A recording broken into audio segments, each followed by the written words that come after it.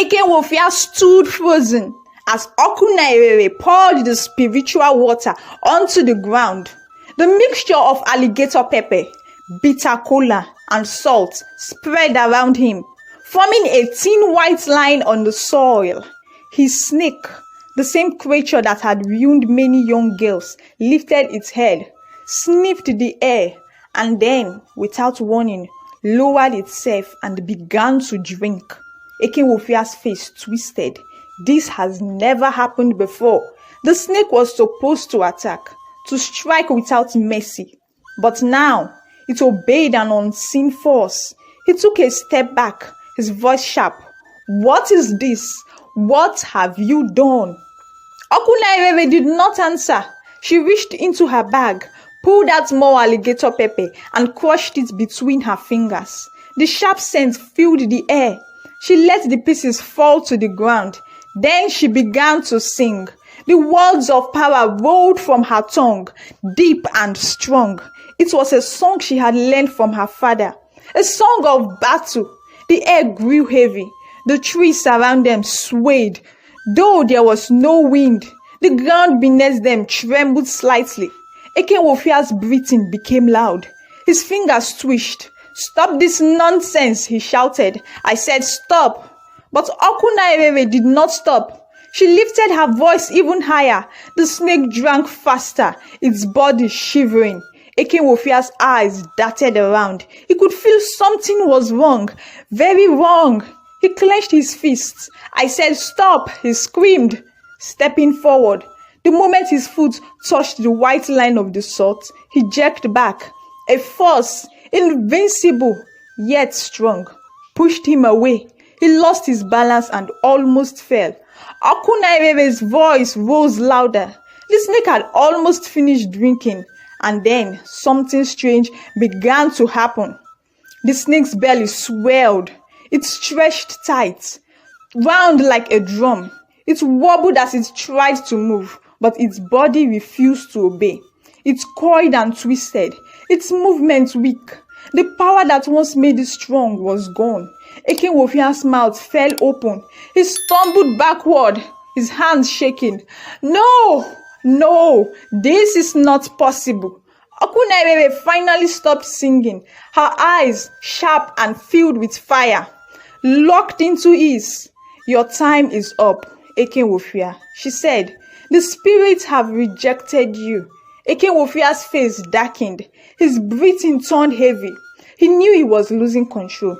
He had ruled with fear for too long.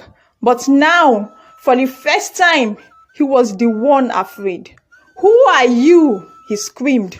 "What are you?" Oku Na Ere Ere took a step forward. "I am the one sent to end your wickedness." Ekenweofia's hands shook. He looked down at his snake, now helpless. He turned to run, but the moment he tried to move, his legs locked in place. His whole body trembled violently. Then it happened. A sharp pain struck his lower body. His eyes widened in horror. His manhood, his source of power, was changing. It stretched, twisting, growing longer and longer, turning into the very thing he had used against others. Ekenweofia screamed in pain. He clawed at himself, trying to stop it, but it would not stop. It grew longer, writhing like a real snake. The villagers, hearing his cries, rushed towards his house. Oku Na Ere Ere did not move. She only watched. Ekenweofia fell to his knees, his face twisted in agony. His strength was leaving him. The snake that had once obeyed him had now become his curse. The villagers arrived, gasping at the sight before them. Women clutched their chests. Men shook their heads in disbelief. Murmurs spread like fire. And then someone shouted, "The gods have caught him." Ekenweofia let out another scream, but no one came to his aid. Oku Na Ere Ere remained where she stood, her face calm. "The spirits have begun their work," she said softly, "and they will not stop." The villagers surrounded the scene. Some whispered prayers, others shook their heads. Ekenweofia's screams filled the night, But no one pitied him. The news spread like Harmattan fire. Ekenweofia is finished. A boy shouted as he ran through the village. Women left their cooking pots. Men abandoned their evening palm wine. Even the elders, who hardly left their huts at night, stood up and followed the crowd. By the time they arrived at Ekenweofia's mansion, they saw a sight they would never forget. Ekenweofia, the man who had once walked with his chest high, now lay on the ground like a dying lizard. His body trembled. His manhood, his secret weapon, had stretched beyond control. Writhing like a real snake, his hands clawed at the ground. But there was no escape. The villagers stood in silence, their eyes wide.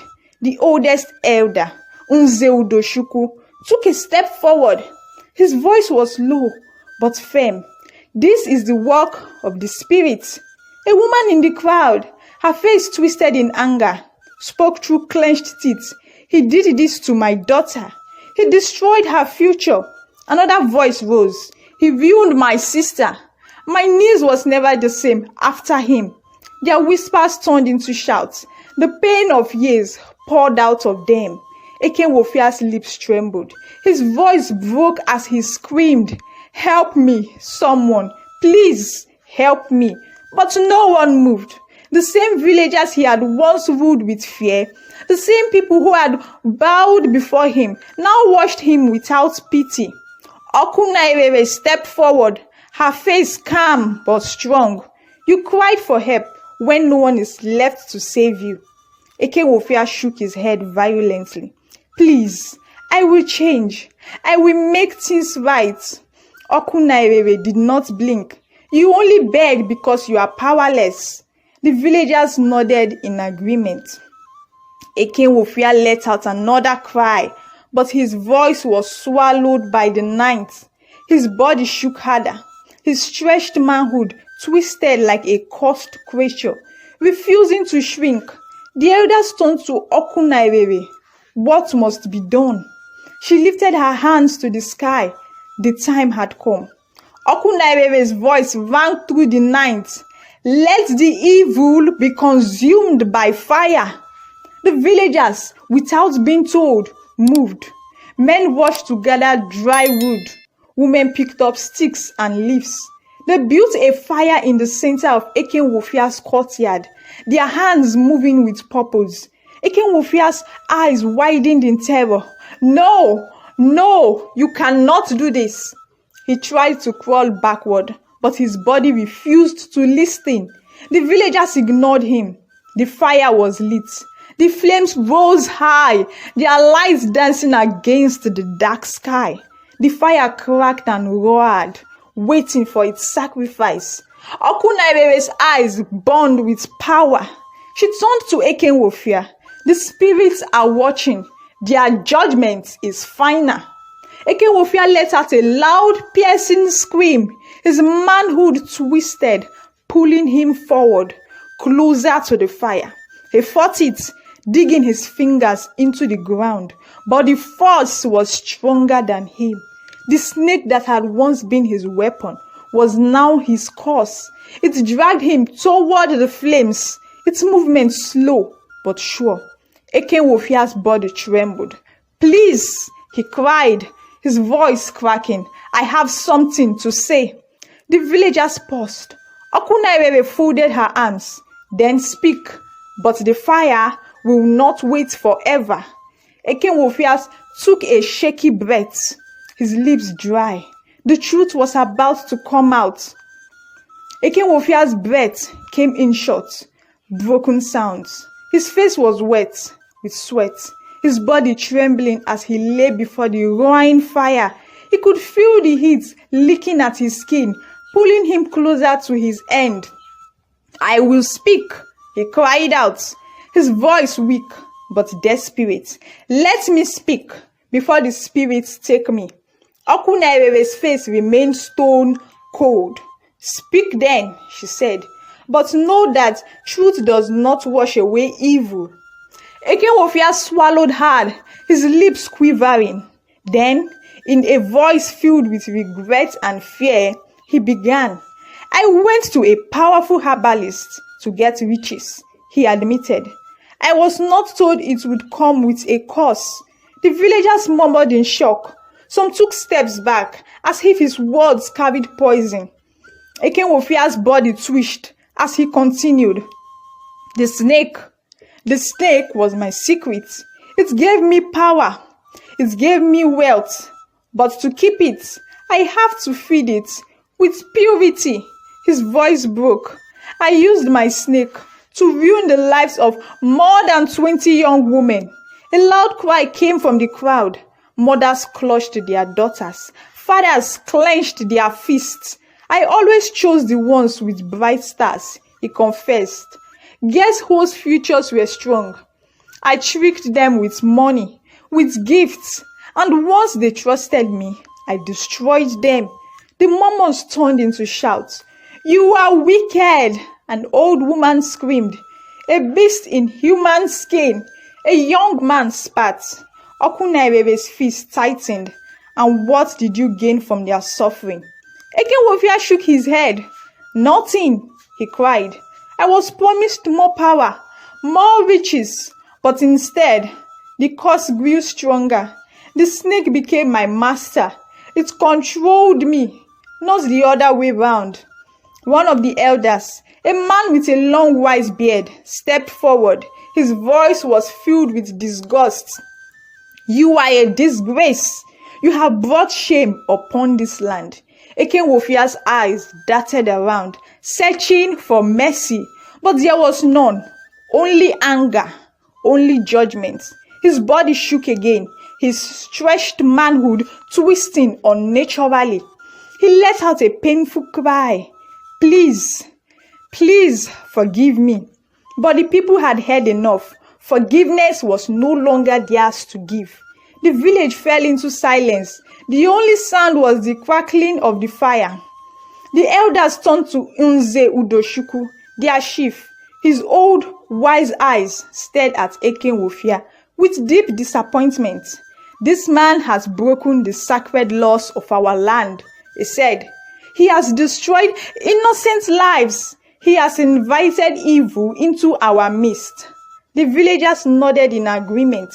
Some wiped their tears. Others looked at Ekenweofia with pure hatred. Nze Udochukwu lifted his staff high into the air. His voice was strong. For your wickedness, we banish you from this village forever. Ekenweofia's eyes widened in fear.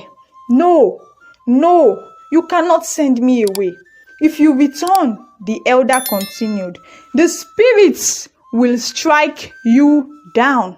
The elders roared in agreement. They had suffered for too long.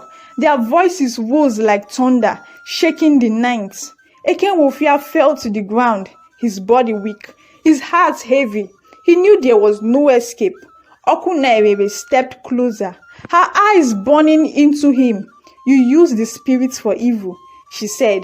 Now, they have taken everything from you. Ekenweofia let out a final, broken sob. The people turned away from him. His power was gone. His wealth meant nothing. He was now lower than the lowest beggar. And just like that, the man who once ruled the village with fear was nothing. Ekenweofia's body writhed on the ground. His face twisted in pain. The fire grew hotter, its flames licking at the last remains of the snake. The villagers stood still, watching. No one moved. No one spoke. Ekenweofia let out a long, terrible scream. His voice echoed through the night, piercing the hearts of those who had once feared him. His body jerked, his hands clawing at the earth, as if trying to hold on to life. But there was nothing left for him. The fire swallowed the last of the snake. Then suddenly, silence. Ekenweofia's body twitched one final time, then stopped. His eyes remained open, staring into nothingness. His mouth was frozen in shock. The villagers watched, their faces unreadable. The man who had once controlled them, who had ruled with fear, who had destroyed so many lives, was gone. For a long moment, no one spoke. The wind carried the smell of burnt flesh, mixing with the smoke from the dying fire. Then an elder whispered, "It is over." The people slowly looked at one another. Some let out deep sighs, others closed their eyes, taking in the moment. Oku Na Ere Ere did not move. She stood tall, her face calm, her spirit at peace. She had done what she was sent to do. The wicked had fallen. Morning came with a strange new feeling in the air. The village, once covered in the shadow of fear, now felt light, free. Women stepped out of their huts with smiles on their faces. Children ran around, their laughter filling the air. The men who had once been too afraid to speak against Ekenweofia now stood tall, their eyes full of hope. The people gathered in the village square, singing songs of victory. Drums beat loudly, voices rose in joyful praise. "The gods have saved us," an old woman cried. "Justice has been done," a young man shouted. The chief elder, untouchable, stepped forward and raised his hands for silence. The crowd obeyed. He turned to Oku Na Ere Ere, his wise eyes filled with gratitude. "The gods have sent you to us," he said. "You will never be forgotten." The people cheered. Some knelt before her. Others clapped their hands. She had become more than just a warrior. She was now a legend. Oku Na Ere Ere simply smiled. She had done her part. The village was safe. Once more, for the first time in years, peace had returned. The fire had burned out and the village was quiet. But the memory of what had happened would never fade. The elders called the people together. They sat under the great Iroko tree, the same place where they had once feared Ekenweofia. But now, fear was gone. Untouchable, the chief elder, stood up. His voice was firm. "Let no one forget what happened here." The villagers nodded. Mothers held their daughters close. Fathers clenched their fists. Everyone knew the truth now. The elder continued. Ekenweofia sought riches through evil. He did not care who he hurt, but in the end, what did it bring him? Destruction! Someone in the crowd shouted. "Shame!" Another voice added. "Let this be a lesson." Untouchable said, "If you seek wealth through wickedness, it will destroy you. But those who work hard and live with honesty will never have to fear the spirits." The people murmured in agreement. From that day, the story was told again and again. Parents told their children. The elders told the young men. The women whispered it to their daughters. It became a warning, a teaching, a truth that no one could ever forget. The greed of one man had almost destroyed them, but the courage of one woman had saved them all. Days passed, and the village returned to normal. The land felt lighter, the air fresh, the people free. But Oku Na Ere Ere knew her work was not finished. One morning, before the sun was fully up, she packed her things. Her small bag held only what she needed: her father's beads, a piece of white cloth, and a handful of herbs. She stood at the edge of the village, looking at the long road ahead. A small voice called behind her, "Where are you going?" She turned and saw a little girl staring up at her with wide eyes. Oku Na Ere Ere smiled. "There are other places that need me. Evil is everywhere." The villagers, hearing the child's voice, rushed out of their homes. They surrounded her, their faces full of worry. "Stay with us," an old woman begged. "We need you here," a young man said. Oku Na Ere Ere shook her head. "My father did not train me to stay in one place. There are others who need help. If I do not go, who will fight for them?" Tears filled some eyes, but no one tried to stop her. They knew she had to go. Untouchable stepped forward.